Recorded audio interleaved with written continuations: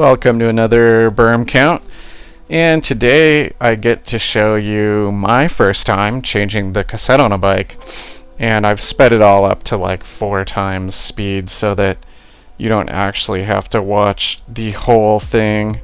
But here's all the new tools and the new cassette that I got. It's a Shimano Dior, and I want to say the model number is something like M6100 cassette. The tools were just the normal park tools for like a little cassette nut or socket and chain whip. And these tools were all tools on my list of things to get for a while, and I just was like, well, I'll get it when I need to change the cassette. So I did that this time. So now I have some new tools in the toolbox that can help me whenever this situation comes up, and I can change a cassette now. So I just filmed the whole thing and put it on fast forward so you could see that. I'll tell you how I knew that I needed to. Okay, so I started to have some shifting issues. I started to hear some clunks.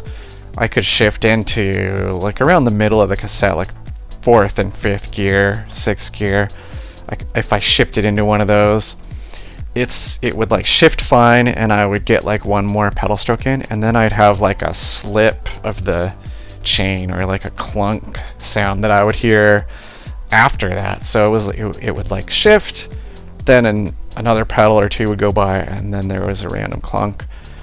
And I put the chain checker onto the chain, which I guess I really should pay more attention when my chain is this old, but probably last time I did that was like 3 months ago, and you guys know I haven't been riding much this year at all anyway, so I wasn't thinking too much about it. I was more so just trying to get on the trail as much as possible.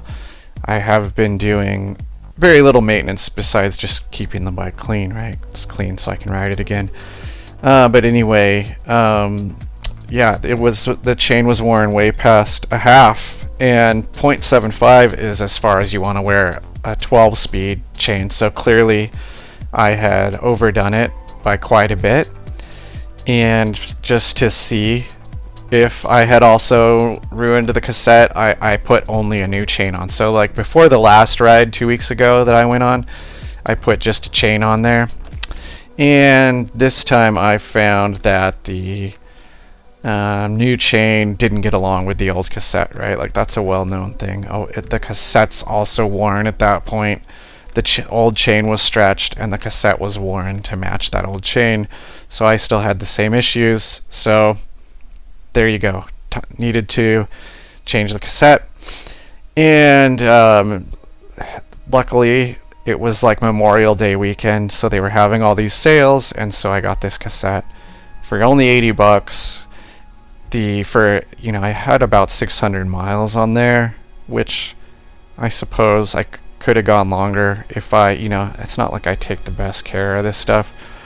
In the future, if I was watching it closer, I'm sure I could have changed my chain sooner and then also not wore my cassette out as well. So, but only an $80 mistake. That's like nothing for mountain bikes, thankfully. So, no big deal.